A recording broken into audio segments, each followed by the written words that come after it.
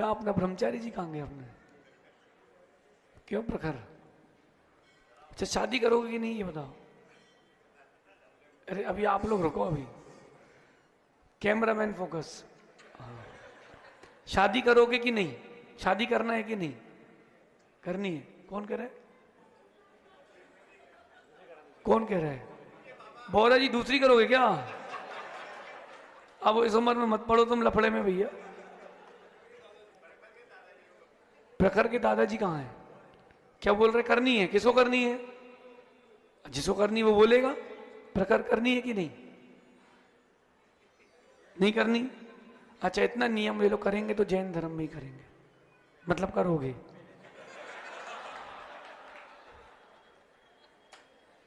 देखो मैं कठिन शब्दों में कह रहा हूं, जब एक माँ अपने बेटे को, जब किसी बेटे को बहराग हो जाए तो माँ कहती बेटा तुम जा तो रहे हो, लौट के नहीं आना।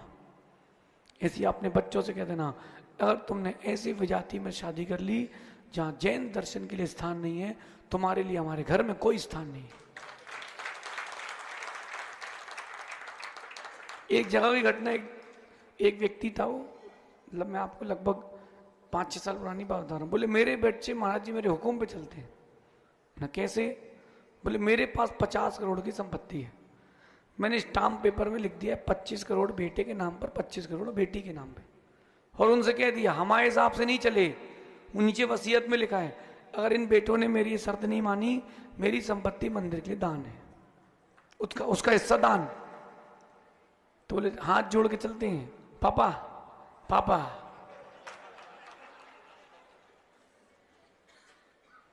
संस्कार शुरू से बचा के रखो। अगर धर्मात्मा नहीं होगा तो धर्म कहां से बचेगा? धर्मात्मा नहीं होंगे धर्म कहां से बचेगा भैया? बताओ तो कहां से बचेगा? बचपन से ही बचा के रखो। मां बचपन से आप बच्चों को इतने छोटे कपड़े पहनाते हो, बड़े होकर उनको कपड़े पहनने की आदत ही नहीं बनती। घर हो चाहे मंदिर हो चाहे किसी की शादी हो, कपड़े ऐसे पहनाना कि मालूम चल जाए कि जैन का बच्चा है। क्या करें, बड़ा दुख होता है, बड़ा दुख होता है। आप मेरे तरफ नहीं देख सकते, हमारे माता पिता धर्मात्मा है, उन्होंने हमको बचपन से ही संस्कार दिए। मंदिर जाना है, पूजा अभिषेक करना है, तुम्हें जो करना सो करो। शर्म आएगी तो अपने आप धर्म में आओगे। मैं मंदिर जाता था, पूजा अभिषेक करता था, लेकिन अब वो कचौड़ी समोसा खाए बिना कहाँ रहते लोग।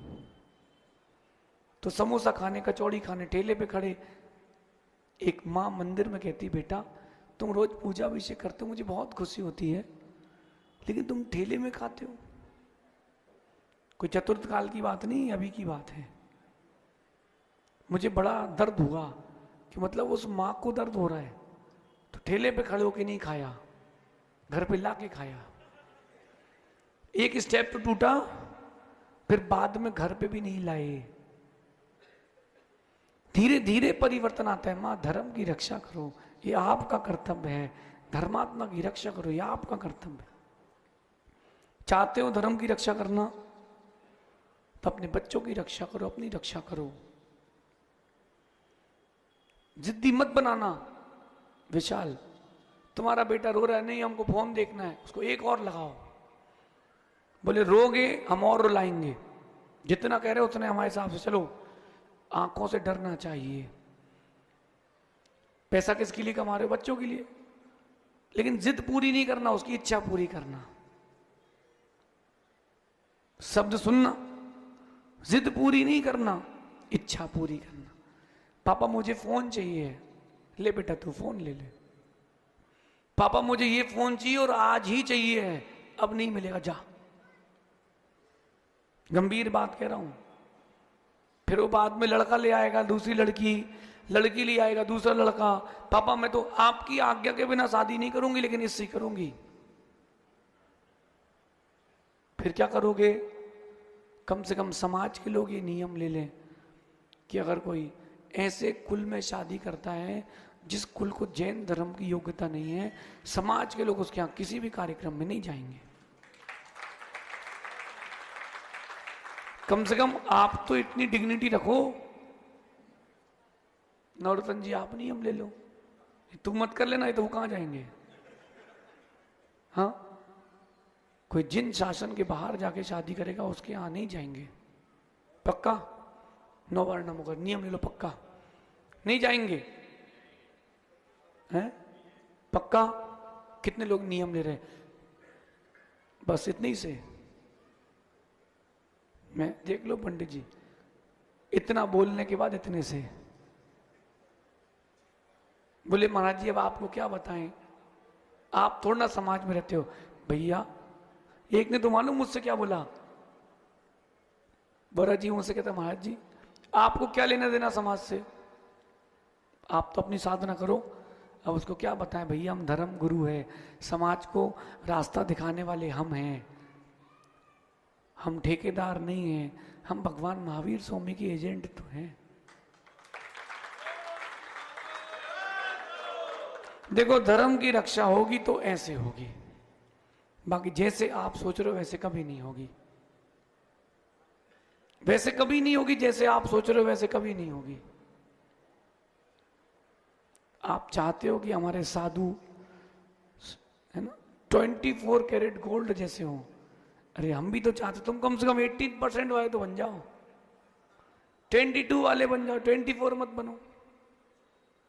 मैं डांट नहीं रहा आप लोगों को, मैं बता रहा हूं, वरना आने वाली पीढ़ी वो होगी कि आप नाम नहीं ले पाओ कि हम जैन हैं। एक गुरुजी ने एक व्यक्ति का कथानक सुनाया हम लोगों को, छत्तीसगढ़ की बात है, वो पाटनी जी थे, वो दुखी होकर गुरुजी के पास आए, 96 की बात है, 97 की। गुरुजी ने कहा क्या हो गया पाटनी जी, आज आप बहुत दुखी हो? बोले नहीं आज दिन भर आपके साथ रहना है। बोले अच्छा तो रुको। 2-3 दिन बाद बहुत खुश देखे, बोले क्या हो गया आज बहुत खुश हो? बोले 3 दिन पहले मेरे घर में घटना हो गई थी, मैं जब घर में गया चौके में तो आलू के छिलके और प्याज के छिलके पड़े थे, मैंने बोला कि मैं जैन हूं, मेरे घर में आलू प्याज के छिलके, आज मैं भोजन नहीं करूंगा। मैंने उस दिन भोजन नहीं किया।